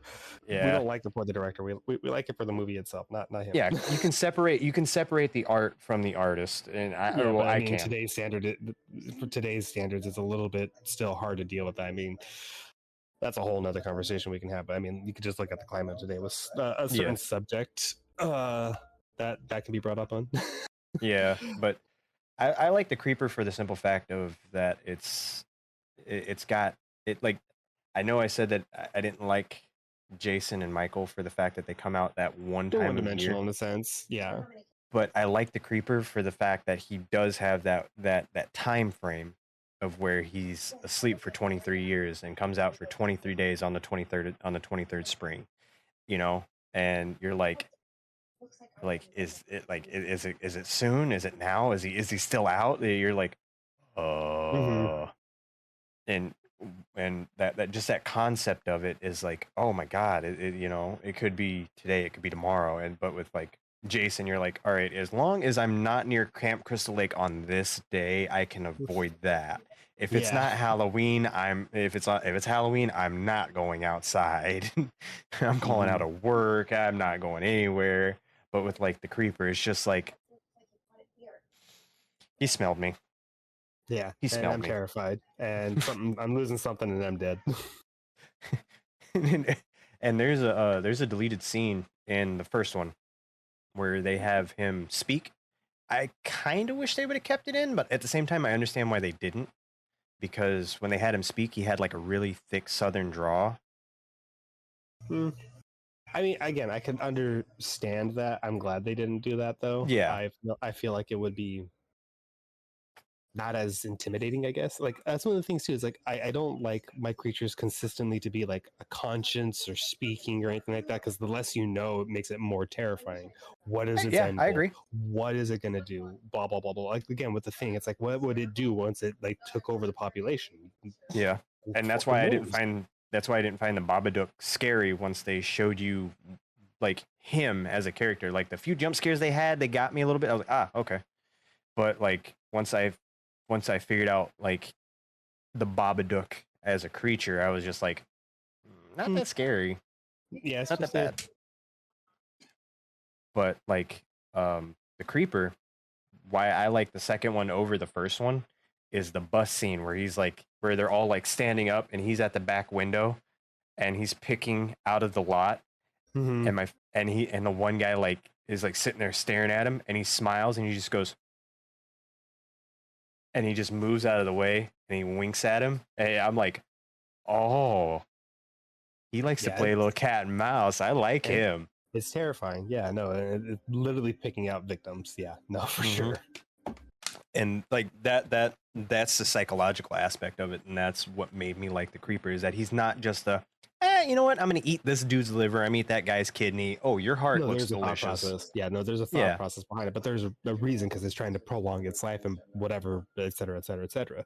But yeah. like I said, like I like when they're in that sense for a survival aspect. Again, when you throw in Mm-hmm. your like Deep Blue Sea, Jaws, like Placid, Anacondas, stuff like that, they're just random killing machines, which I'm okay for one way or Yeah, another. There is always an end goal though, but the ones I don't like, again, where it's like they're trying to make it sound like they're doing one thing and then going into another, you know. oh that was sour. I'll say it looked like it was a little sour. It was a little sour, yeah. But yeah, like one character I understood but did not like was she's I got her pulled up, Annie Wilkes from oh god, what is the name of the movie where she breaks the dude's ankles with the board Yeah, in between Misery. them? Misery. I didn't like her character because of the simple fact it wasn't because of the fact that she was like a super huge mega fan. She was a stalker, you know, someone that could just be walking around in everyday life. It was the fact that to me she didn't really have a motive to do what she Well, did. her motive was to get the book she wanted in the sense, but Yeah. no, I agree. I could see that.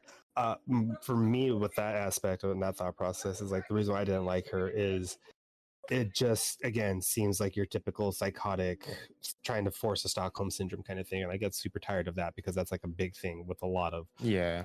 situations like that. In a sense, I mean, I, one for me that I also didn't like was how they portrayed oh my god, Lights Out. Not Lights Out. What's the one with Stephen Lang as the blind guy? oh Don't blink, don't breathe, don't breathe. don't breathe, yeah. Uh, is that concept is great, but I mean it's like a very just stupid reason on things happening. You know, like Yeah. It, I couldn't. The concept of it was fine, interesting, and whatnot, but like overall, I'm just like it's an okay movie. yeah, like I, what blind guy is going to dedicate his entire life to learning his other senses to a superhuman level to to where he doing all can that kind of stuff. Yeah. yeah. Again, for the movie's sake, I understand it. Just I didn't agree with it. No, like to me I thought he was kind of a like was it scary the concept? Yes, but like the blind old guy being the villain or the monster of the movie. Excuse me. Yeah, exactly. I was like, eh. But I'm like, you know, it's not really that scary. It's like if I don't make any noise, he can't. He doesn't know where I'm at in his house, so I can get the drop on him.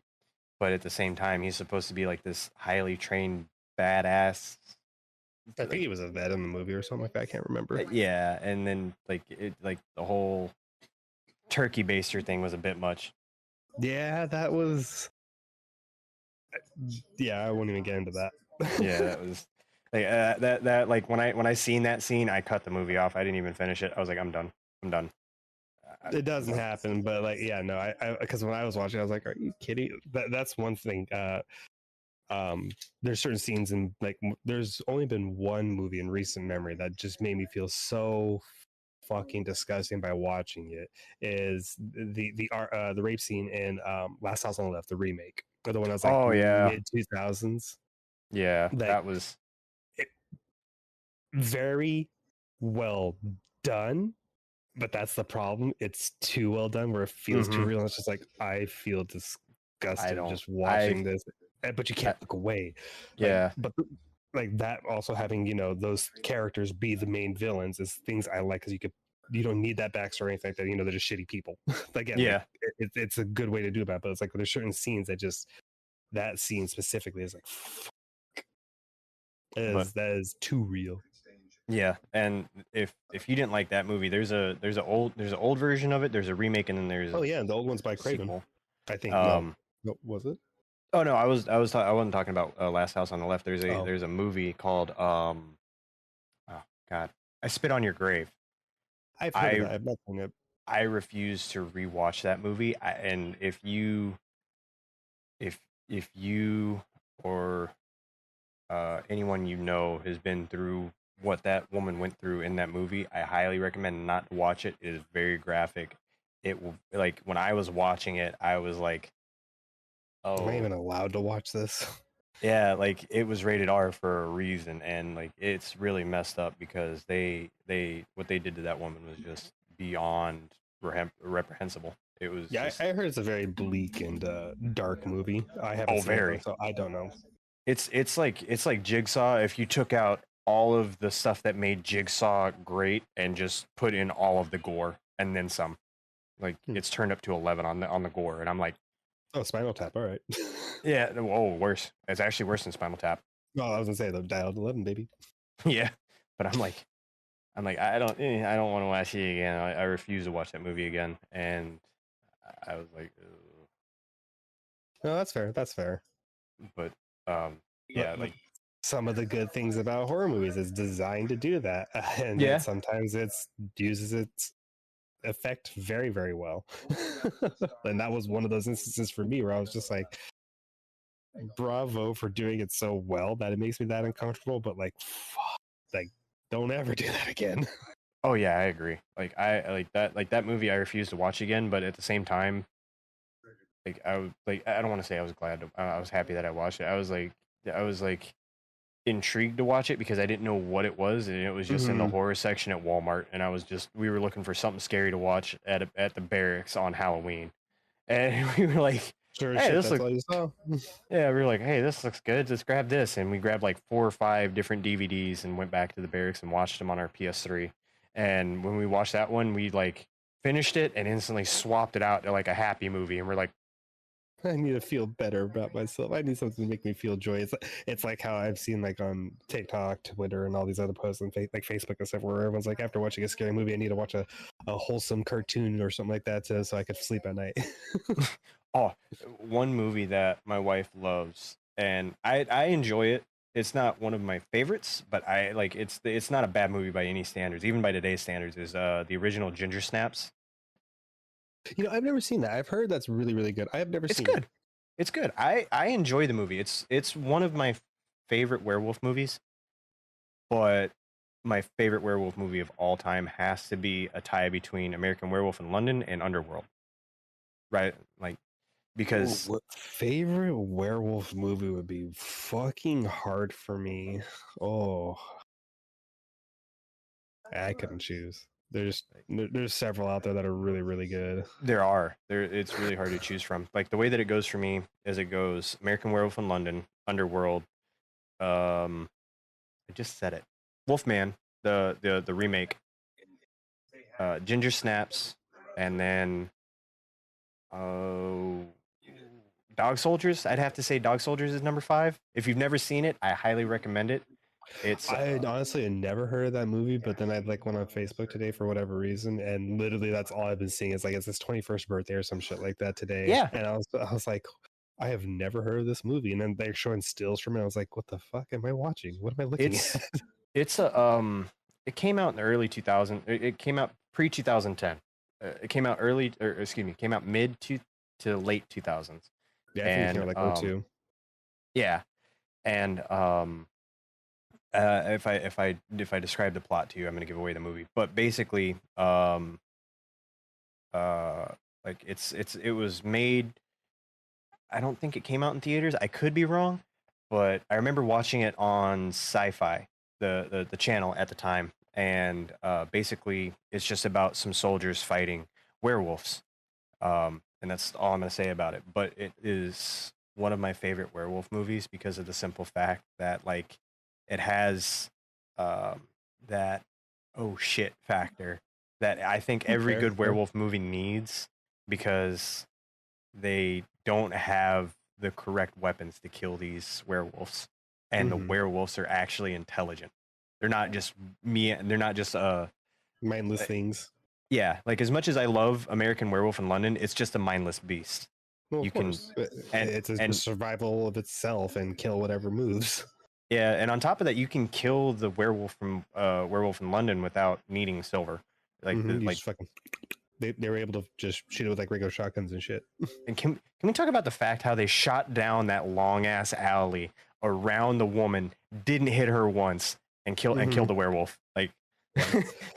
Oh no, for sure, for sure. But yeah, oh my god, that ending is like it's also one of those things where it's like, did anybody truly win? yeah, you're like, but yeah, like the dog soldiers is good. There's villains in that one, but I'm not gonna if I say who the Yeah, villain no. is, it'll give it away. But Yeah, that's fair. surprise, it's the werewolves. Oh shit. But yeah, like it's a good movie. It's not something that I would if you can watch it for free or under $20, I recommend it. If you got to spend more than $20, do what Not you can worth it. when you Yeah, can. that's fair. That's fair. I'm But pretty sure it's displayed on the stream. I'll take a look for it. it's good. Oh my god. I didn't realize what time it was, but Yeah, exactly. That's what I we was looking at too. we've been going for roughly an hour and 40 minutes now. Oh shit. But for me, I'll do a quick speed round. Uh, I don't like Chucky for the simple fact that for ages it gave me a reason to be scared of dolls. I don't like Leatherface because like there's no not really anything that makes him scary. He's just a dude with a chainsaw to Mm-hmm. me, That's fair. and That's fair. it's not your Michael Myers, it's not your Jason, it's not your Freddy, it's not your Hannibal Lecter. Like there's no motive. He's just a big guy that's strong with a chainsaw. Like Fair, fair. I'm not gonna say anything bad about it. It's just not my cup of tea. Yeah, that's Uh, fair. for I'd have to say for Hellraiser, the old one and the new. I don't think the Cenobites are the bad guys. I think it's what's the name of their map? The Leviathan. The Mm-hmm. Leviathan is the bad guy No, of because course. Yeah, I Leviathan. mean they're just servants of the Leviathan. Yeah, No, I agree with that. I could see that. For me, like if I wanted to do ones that like I didn't like or don't like really personally care for, would be some of those that I can relate with like that. Others are where I feel like again, you're Jason and Myers, where they're just I don't care that they're mute or anything like that, but it's the fact that yeah, like they literally are just killing. There's no motive, no yeah, reasoning. It's just gore for gore, which is fine, cool, whatever. On the flip side, like my favorite is again like Jonathan Kramer from Saw, which is like I love like there is that methodology behind it, and like each yeah, trap and sets of things are designed for said punishment and or sin. Like you yeah, survive this or you want to live, you'll continue to go through this. Another one I do also kind of get tired of is the like possessed objects, your Oculus, but like Oculus is a very rare example where I love how they do it, but I yeah. get tired of it where it's like uh Even I don't think that it was oh my possessed. I god, think it was just James evil. Wan. Yeah, I was gonna say James Wan and Lee Winnell. Dead Silence. I enjoyed the movie for what it was, Oh yeah, but it's like it's the afterlife of the woman doing all of this stuff yeah, along with because of the doll and all this other fun shit. Like that, I do kind of get tired of. I get super tired of just like beating on the same thing of like again religious horror. That's why I'm like super critical on some of those ones, but the ones I yeah, do love, I love. yeah. That's fair. That honestly, that is fair because I love The Exorcist, 1, 2, and 3. I don't recommend the remake. It, or well, no, not the remake. I'm sorry, the fourth one that came out in like 90. That came out in like 2000. I know which one you're referring to. I don't remember the actual name of it because the third one was like, oh, I can't remember the name off the top of my head, but it was like 90s ish, early 2000s Yeah, ish, something like yeah. that. But I, I know I which one like the you're talking origin story of how like the Zuzu came to possess Regan and stuff like that, and how you found out about the demon and the ancient Babylonians and stuff. I enjoyed it. about. It Hmm. wasn't my favorite of the ones, but then you've got what was the one with Anthony Hopkins where he got, can't remember. Anthony Hopkins was a former priest. He got possessed, Oh, and the then right. yeah, The Right. I enjoyed The Right because Mhm. Anthony Hopkins made that movie like hands down. Yeah, no. Made that movie. And, I mean, there'll be always biases. I'm like, when there's a certain actor, actress, or anything like that that's in them that Oh yeah, will immediately make me just love the movie. I don't care how bad it is. oh yeah, big time, big time. But one thing I will say that I'm actually surprised that neither one of us have talked about was what was the last one that you said before Dead Silence? The one I said before, Dead Silence, Yes. where I like the possession. Oh shit, I already forgot. It was right before you said Oculus. It was Well, uh Oculus was the one I did say before because I love how it's the mirror, but it's not like the focal point. Like everything, you're seeing all this shit happen around the mirror, not yeah, specifically the mirror doing it. Whereas, like again, these other possession movies, wherever this insert the Annabelle, this figure is, or this doll is, or whatever, that's where all this yeah. shit is happening. The let me see. Just crossed my mind too. Damn it. And it was something that I'm surprised neither one of us brought up tonight. Oh, it's gonna I, bug me. I I hate when we lose train of thought. Like I actually had that happen the other day. It's like I had a conversation I wanted to have with my wife, and all of a sudden it was just like I had the thought, Oh, and it just it it was something you said. It was something that you said before. It was in between Oculus and Dead Silence. something I said before Oculus and Dead Silence. I'm trying to think now because I was like, I love the possession movies in that sense, but I hate it like you were saying, like Chucky, how I use Dead Silence, or how I like Saw, where it was like the traps are designed specifically for their own Oh, I punishment remember and what it stuff. was. 7. Yes, that methodology behind doing said crimes or your quote unquote acts, like Yep. how that becoming the John Doe is that very like you don't know anything about him, you barely ever hear him, see him, or anything like that. But like Mm-hmm. the clues and the stuff he is doing is just so like oh shit. What's in the box? What's in the Uh, box? Such a good ending because it was not your usual thing. Oh, I was what's gonna say this? we lost camera. Yeah, we did. I That's thought fine. I I can thought edit that out. No worries. I thought you just fucking like DZ the whole 100%. No, my camera's being dumb. Oh, no worries. But I was also gonna say with like seven, my favorite, like again, the wrath scene was just very well done. I Yeah, love that. I That do one have to was so agree. good. I let's see. For 7, for me, I would have to say that the let's see, where is it? Now we're talking fucked up. There's a different one. I think it was Lust was the most fucked up one. Oh my god, yes. The I think that honestly the worst one. I'll just move that in frame for right now for my talking head. But let's see. For 7, I think like the most messed up one I'd have to say was the sloth. Was the sloth sin because of the simple fact that it was Oh so yeah, no, Sloth was very good, especially with all the fucking what you may call it, air fresheners. He kept on taking a Mm-hmm. photo every single day. Had the stool, teeth, urine samples, all that. Like that was such a year dedication. It Like was so good. and what made it even worse was the fact that like when they got there and he was still alive, that part actually scared the crap out of me because I was not expecting that. Oh yeah, no, I think that got a lot of people. It's a very well executed jump scare for sure. Um, Very. but the reason why I like the Wrath one the most is not only does it come at the end, but it's like that shows that he wins. Like Yeah. it's that nail in the coffin of his plan came through, and he saw it through, and he did exactly what he set out to do. He had that end goal. He knew where it was going. He didn't care. Yeah, he was like, I know what I want to do. I know how to do it. I'm just getting there. Mm-hmm. But yeah, no, I think Lust with the knife dildo is like still probably one of the most fucked up things. Oh my Oh my god, god, that yes. thought process is so fucked.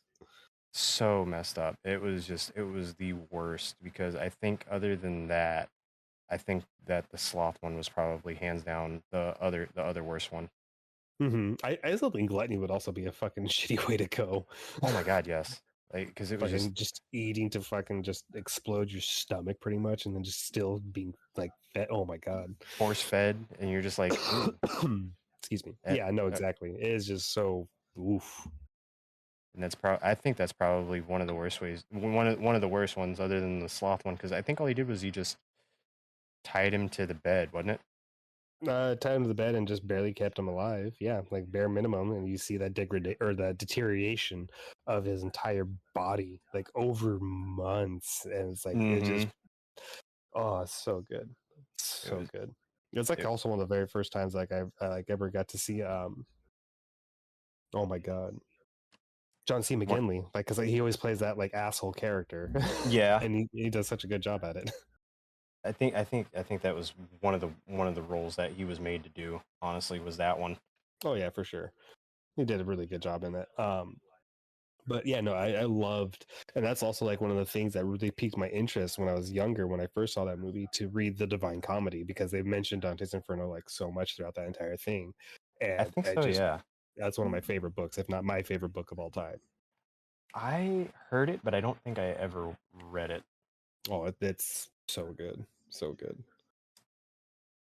It's such a it sounds like one of the best things to actually like read if you want to like follow up on your horror lore and all that fun stuff. Well, 'Cause- it's essentially his journey through hell, and that's what I love about it. Like the visuals and how it's told, and like the way it's written as the poem is just so right. good. I absolutely love it. It's There we go. fantastic. Yeah. I mean, because Dante's Inferno, Paradise and Purgatory, or sorry, Inferno, Purgatory, Paradise, I think is how it is. I It is think just so. fantastic. Oh, nope. It says the battery's exhausted, but it's plugged into the PC. I'll mess with it later. It's done No this to me worries. before. Okay, no worries. I also think it's probably a good time to call it. Fuck, I didn't Yeah, realize how long we were going. I didn't either. We were coming up on an hour and 50. So, Let's go. but yeah, like I like honestly, there's so many iconic just movie villains, monsters, all that fun stuff that we could Oh yeah, no, just. we could still keep going on for more. I mean, like I said, we Oh yeah. barely touched even the TV stuff. Like I said, with Slappy, I mean, we still have like so many others. We still have like some of the X-File episodes. There's so much we could do. The old Twilight Zones. There's Oh, like those are so great. much. Oh yeah, for sure. So we can always circle back to this another time. Um, but Yeah. yeah, let us know what you guys think of like what's some of your favorites, some of your least favorites, which ones you thought were like better than others. I'm definitely interested to hear about this one specifically because this is like one of my favorite things. I love talking about the villains. Honestly, it's one of my favorite topics, hands down because of the simple fact that like you can look at the same like three people can look at the same character and draw different conclusions on that same dude. Like I can Mm-hmm. say something that I noticed about Jigsaw that Miz might not have noticed, or vice versa. And then we Mm-hmm. could have a third person come in and be like, "Oh, well, did you guys notice this?" And both of us are like, "No." Always more opinions and hearing more info and intel from everybody is a lot better to get like a better cohesive story, especially when you're discussing like the things that you love about them, Oh yeah, oh yeah, big or time. their lack thereof. like we were talking about, like Last House on the Left, one of those like, yeah, it's an okay movie and stuff, but like that specific scene is the reason why we do not watch it. Exactly. You're just like, ooh.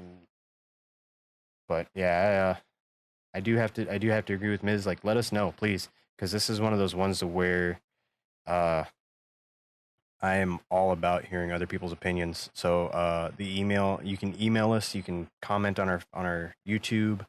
Um, email is posted on our YouTube. Email is also posted in a couple of the other social media websites. Follow us on Twitter. Comment there if you want.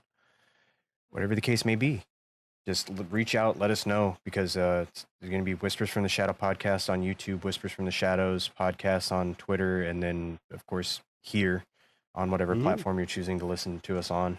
Um, yeah, let us know what you guys think. Let us know what, if any, villains you'd like us like to input on, or any of that fun stuff. Or if you'd like to hear our opinion on some of them. Yeah. But I guess for me, I will see you all next time. Hopefully I can get my camera to work right. It's always tech issues, always tech issues. And for me, I will catch you guys in the next one. Bye.